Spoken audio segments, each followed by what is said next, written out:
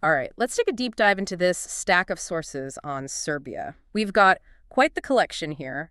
Articles, research, covering, well, a massive sweep of time, from ancient history right up to the 21st century. It's a rich tapestry of information, really. We'll be exploring history, culture, politics, religion, and economy, trying to pull out the essential threads that weave together the story of this country. And our mission today is to go through all of this material and extract the absolute most important nuggets and insights for you, our listener. We want to help you quickly grasp the key forces and events that have shaped Serbia, find those surprising facts, and understand what makes it tick today. To start, let's maybe set the stage geographically. Looking at the material, Serbia is squarely in the Central Balkans, positioned as a crucial crossroads. Right. Think about its borders: Romania, Bulgaria, Northern Macedonia, Croatia, and Hungary. The sources highlight its key rivers, like the Sava up north and the Morava kind of winding through its interior. Size-wise, it's about 77,474 square kilometers, with a population noted around 7.2 million total, although about 4.5 million within the Republic of Serbia itself. Just looking at that map and those borders, you can immediately tell this is a place where empires and cultures have, well, clashed and mingled for millennia. Definitely. The sources definitely paint a picture of a long history, a blend of East and West, multiple religions, and a seriously turbulent past. So how far back did the sources actually take us? The material goes way, way back, describing Stone Age and Bronze Age settlements.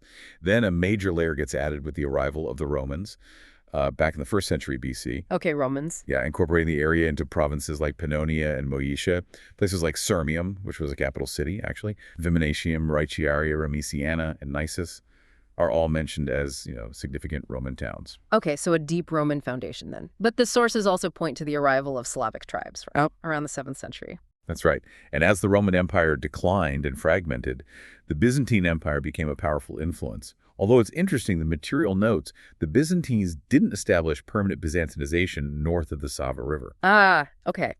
That's a key distinction. It is. The sources trace the beginnings of Serbian statehood to the region of Raška, initially in the 11th century, and then officially reestablished around 1170. Right. Medieval Serbia, as described in the material, included central parts of those former Roman provinces, encompassing towns like Sirmium, Sinidunum, which is, modern-day Belgrade, and parts of Niji. And the Nemanjic dynasty, that's highlighted as the period when medieval Serbia really peaked, isn't it? Absolutely. The sources mention Stephen Dušan in the mid-14th century, whose kingdom was so powerful he actually claimed the Byzantine throne. Wow. And even earlier, under Stefan Prvovenetian in the 12th century, the kingdom is described as including parts of Macedonia, Montenegro, Bulgaria, and Bosnia. So yeah, a significant regional power base emerging pretty early on. And integral to this state formation was the spread of Christianity. Yes, exactly. The sources indicate it arrived as early as the 2nd century. But the shift that truly defined Serbian identity was towards Eastern Orthodoxy in the late 9th century. Okay. A major milestone highlighted is the Serbian Orthodox Church achieving autocephaly in 1219, basically, becoming its own independent church, and then being elevated to a patriarchate in 1346. That must have been huge. Immense.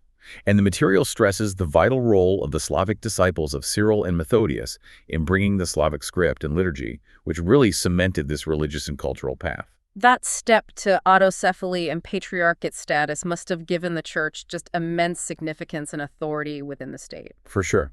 The sources also note earlier contacts under Prince Vladimir back in the mid-9th century, engaging with both Byzantium and the papacy and breaking away from Bulgarian dominance. Right. They describe the acceptance of Christianity in the first half of the 9th century as bringing a whole cultural package with it, Yeah, I see.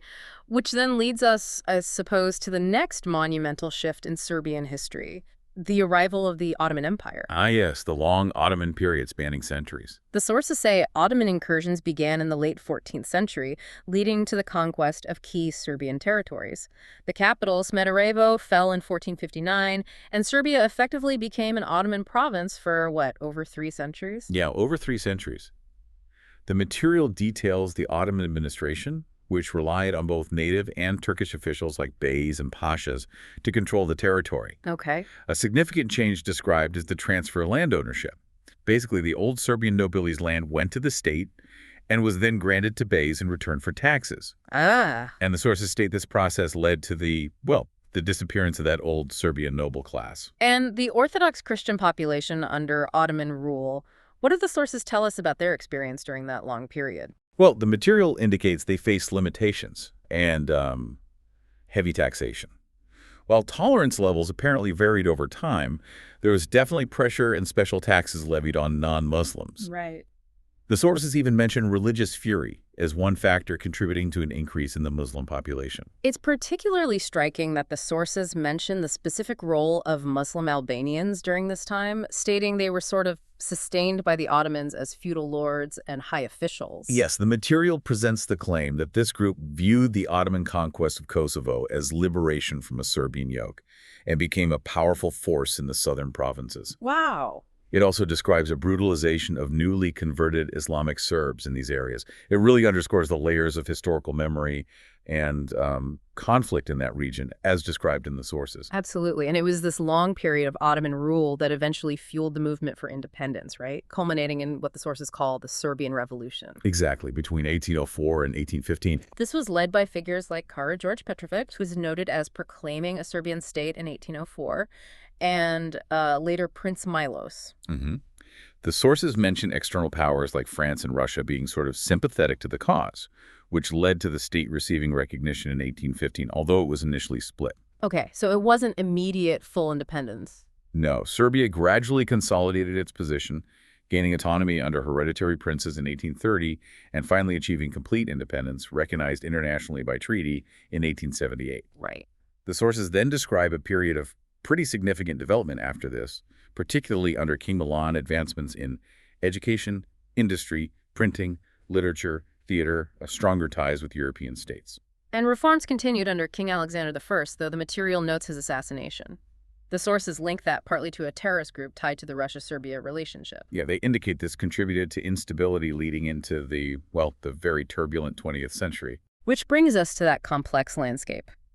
Serbia had developed into a notable Balkan power and, according to the sources, pursued the goal of unifying the South Slavs. Right, but the material points out this ambition was met with strong opposition from Austria-Hungary, leading to secret plots and tension. And the spark, as presented in the sources, is the assassination of Archduke Franz Ferdinand in Sarajevo, June 28, 1914. The sources name the assassin as Gavrilo Princip, a Bosnian Serb student, and they do lay some blame for the underlying tensions on Austria-Hungary's expansionist aims and, social unrest in the region. It's interesting how the sources characterize the assassination itself as a geopolitical mistake, but describe the war it triggered as a kind of reconciliation of the Balkan anti-quarrels. Yeah, it's quite a framing. It was Austria-Hungary's ultimatum to Serbia on July 23, 1914, that, according to the sources, led directly to the declaration of the First World War just days later. And the outcome of WWI, as the sources detail it, just completely reshaped the map. 7 empires collapsed. German, Russian, Austro-Hungarian, Ottomans, Romania, Bulgaria, and Italy. A massive upheaval. And new national states emerged. Serbia, the material notes, made significant territorial gains, winning the largest portion of Turkey's European possessions post-war. This seismic shift paved the way for the formation of the Kingdom of Serbs, Croats, and Slovenes, often called the First Yugoslavia, on December 1st, 1918. Okay. This followed the breakup of Austria-Hungary and the state of Slovenes, Croats, and Serbs. The sources state that the process centered in Belgrade and adopted what they call a Greater Serbian model, installing the Karađorđević dynasty. And the material doesn't shy away from describing this unification as, controversial. It claims it violated the Serbian constitution and illegitimately swallowed up the Croatian state. Yeah, the sources identify this act as a root cause of subsequent Croatian political struggle. It's presented quite strongly. And the new state immediately faced border disputes with 6 neighbors, plus internal disagreements. A lot of tension from the start. While the Treaty of Trianon in 1920 solidified some territorial gains, the sources ultimately describe this creation as the unlikely Yugoslavia, noting that it effectively no longer exists today. Right. Moving through the 20th century, the sources briefly cover the invasion and dismantling of the Kingdom of Yugoslavia in April 1941 during WWII. Which then led to the creation, in 1945, of the multi-ethnic Yugoslav Socialist Federation under Tito. Ah, Tito's Yugoslavia. Exactly. The sources describe its design as aiming for ethnic autonomy and equality, with institutionalized ethnic representation, yet also accompanied by ethnic repression. It's presented as a paradox. Yeah. Interestingly, the material notes that parallel to this, both Great Serbian and Greater Croatian national identities were apparently being constructed within this very framework. It's a complex picture presented in the sources. Very complex. Which brings us to the late 20th century and the tragic period of breakup and conflict that followed. The sources point to Tito's death in 1980 and subsequent severe political and economic crises as the catalysts. Yeah, the kindling, so to speak. Serbia, under Slobodan Milosevic from the mid-1980s, is highlighted, with the sources noting a radical change in course around 1986. Right. The aim, as presented in the material, was to maintain or redefine the federation in a way that would disempower non-Serbs. The sources specifically mention constitutional changes in Serbia on July 25, 1991, declaring it sovereign and independent, a unitary state. And the warning from the Federal Secretariat soon after is chilling. The sources say it predicted the Federation was on the brink of a destructive civil war. Yeah, pretty stark warning. The period of 1991 is described in the material as the transformation of the Federation into a cage of hatred, fear, and destruction, where the push for independence was driven by ruling elites. And the sources note this crisis was initially underestimated. Apparently so. The material characterizes the first half of the 1990s as a bitter war and fratricidal conflicts, resulting in new states built on hatred and destruction. That's heavy phrasing. It is. The sources state that the defense of personal freedoms became a justification for violence, and they explicitly identify a ruling political elite that fed on hate, fear, and destruction as a primary source of this bloodshed. Which leads us into the Kosovo War in 1998-1999, described as a complex conflict between the Federal Republic of Yugoslavia, which was dominated by Serbia, and the KLA. The sources highlight a humanitarian crisis resulting from what they termed the mass expulsion of Kosovar Albanians as a key factor escalating the situation and prompting NATO intervention and airstrikes in March 1999. Okay. The outcome, as presented in the material, was the withdrawal of Yugoslav government troops after the NATO bombing, with Kosovo placed under UN administration in June 1999. Right, and then later, the unilateral Declaration of Independence. Yes, the sources note Kosovo's unilateral Declaration of Independence on February 17, 2008, which Serbia continues to consider illegal. The sources dedicate significant attention to the deeply differing perspectives on Kosovo, don't they? Underscoring just how central it is to identity and history there. Absolutely central. For Serbs, the material explains, it holds immense symbolic meaning, seen as paramount for national origin, state creation, the Orthodox faith. Yeah. The sources describe it as a burning issue after centuries of Ottoman rule, considered the center, the very essence of the Serbian identity and existence. And for Albanians? For Albanians, the material states, it's interpreted as ancient Albanian land, the cradle of a nation with a long history of a continuous stay. Okay, so competing claims to being the cradle. Exactly. The sources, however, also acknowledge that it is indeed the cradle of the Serb nation and Holy Land, home to key historical and religious sites, underlining its crucial significance for both sides, as presented in the material. It's complex. And we should note, just to be clear for you listening, the sources themselves present differing descriptions regarding population figures and the situation in the 90s.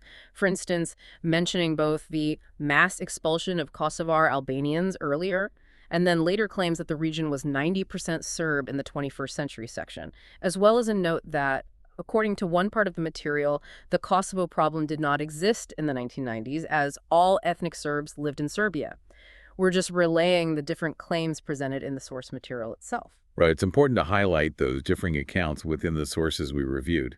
And finally, in this era of dissolution, the sources mention the state union of Serbia and Montenegro separating in 2006. Leaving Serbia as a standalone republic.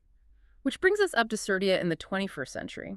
Looking at the material, the picture seems to be one of a country grappling with some significant challenges. Definitely.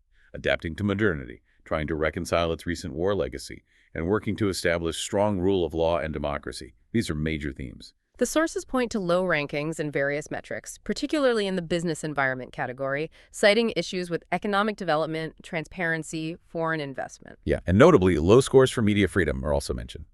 Economically, the material describes difficulties of transitioning from socialism, crises, deindustrialization, a weak domestic industry struggling to compete globally. Right, leading to balance of payments problems. The sources actually liken its situation in this regard to that of Russia and Ukraine. They also note a historical shift towards consumer goods production within the former SFRY after 1957. Politically, the sources describe a landscape of, what, isolated elites, a perception of hypocrisy in reform efforts. And a hesitance to fully embrace the EU framework, all compounded by the impact of those devastating past crises. And despite the time passed since the major conflicts, the sources caution that ethnic tensions persist and the potential for localized explosions. Yes, that potential can't be ignored, according to the material.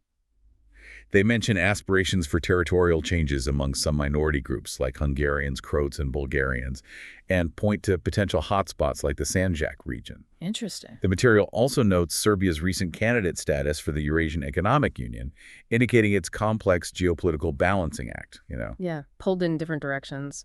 What about public sentiment and identity? How do the sources describe that? Deeply imprinted by the past is the main takeaway. Concepts of the others and historical stereotypes are still relevant. Like what kind of stereotypes? Well, the material mentions 19th century stereotypes like the hairy chest image of the Balkans, often implying a sort of untamed, perhaps aggressive wildness, and a later wild age concept, maybe reflecting post-socialist chaos.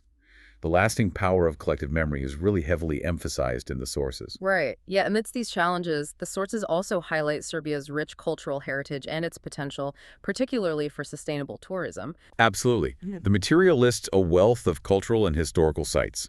Cities like Novi Pazar, Senta, Sombor, the unique towns of Vojvodina, spas like Vinaka Banja, monasteries like Studenica, Wow, quite a list. fortresses like Sokograd, scenic areas like the Neretva Valley and the Drina River area, including Visegrad, plus the historical center of Novi Sad.